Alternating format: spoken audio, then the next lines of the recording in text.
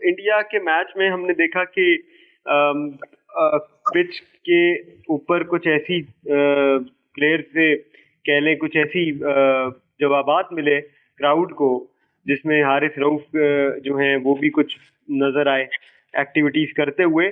तो आप इन एक्टिविटीज को किस तरह से देखते हैं, क्योंकि आपने क्रिकेट खेली है पाकिस्तान के लिए, पाकिस्तान लेवल पे खेला है, इंडिया को इस तरह से देखा है, इंडियन क्राउड को देखा है।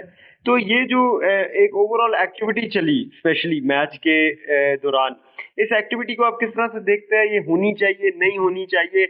इंडिया की तरफ से जर्नलिस्ट कह रहे थे कि Pakistan should focus on cricket only, और उनका क्रिकेट पे ध्यान नहीं रहा, अब उनका इन चीजों पे ध्यान आ गया है। लेकिन उनको ये भी तो समझना चाहिए कि मैच के बाद सरप्राइजिंगली हाथ ना मिलाना, दरवाजे बंद कर लेना, वो वाली सारी जो चीजें चली थी, उसके बाद इतना तो शायद अग्रेशन नजर आना ही था उनको पाकिस्तानी प्लेयर्स से। क्या कैसे देखते हैं आप? वो जो चीजें हैं ना, वो चीजें ये थी कि अननेसेसरी। देखिए वो टाइम हम बहुत खेले हैं, इतने खेले हम इंडिया के खिलाफ बहुत खेले, मगर इस तरह का कभी भी नहीं हुआ। आप इसको क्या कह सकते हैं कि मीडिया बहुत आगे चला गया या क्या? नहीं, ऐसा नहीं है। आप लोगों में तहम्मुल खत्म हो गया, सब में तहम्मुल खत्म हो गया बिल्कुल।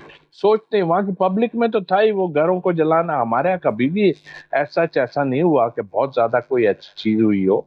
हम तो, मुझे अच्छी तरह याद है कि हमने इंडिया को वनडे में शारजाह में 125 पे आउट किया, और गफ्फार भाई को याद होगा हम कोई 90 समथिंग पे आउट हो गए हम लोग, 125 पे आउट करके। कोई 1 घंटा हम ड्रेसिंग रूम में, बल्कि और ज्यादा 2-2.5 घंटे हम ड्रेसिंग रूम में बैठे रहे, हमें निकलने नहीं दिया गया कि भाई कि हार गए। इतना टेंस होता है मामला, और उन जगहों पे वहां तो आपको पता है कि दो ही ज्यादा हैं, उसमें पाकिस्तानी भी हैं और इंडियंस बहुत ज्यादा हैं।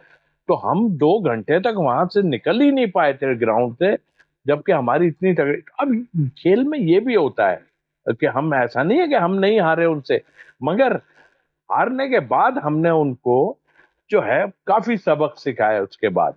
और जाहिर है, तो मैं सिर्फ ये सोचता हूँ, मैं कहता हूँ जिस वजह से ये जो सारी चीजें हो रही हैं, वो दूसरी वजह है।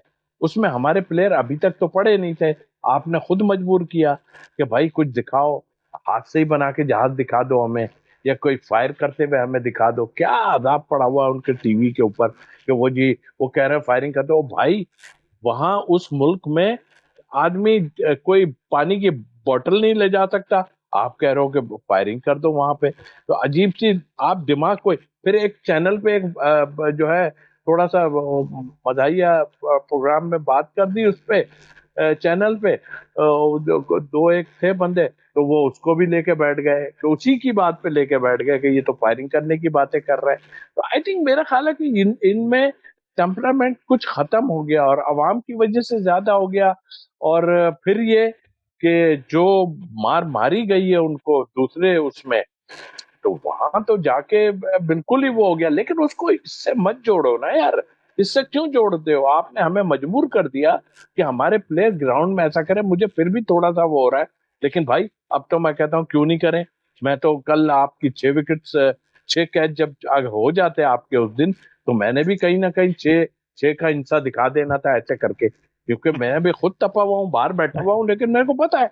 अब वो भी लड़के के कहाँ तक खामोश रहे, हम लोग के उसमें नहीं है ये चीज। लेकिन ये तो अपने ही लोगों को इतना बुरा भला कहते हैं कि आप ना पूछो। हम तो कुछ भी नहीं कहते उनको यार, इस सेंस में हम तो क्रिकेटिंग उसमें करते हैं। मगर आप जैसा करोगे फिर आपको वैसे ही जवाब अब मिलेगा, क्योंकि हम अपने प्लेयरों को भी नहीं रोक सकते, किसी को नहीं। लेकिन हम तहजीब के दायरे में, हमें पता है।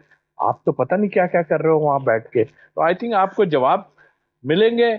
और आई होप, मैं अभी भी बड़ा पॉजिटिव हूँ कि आपको फाइनल में हम जवाब दे देंगे, पहुंच गए तो इंशाल्लाह।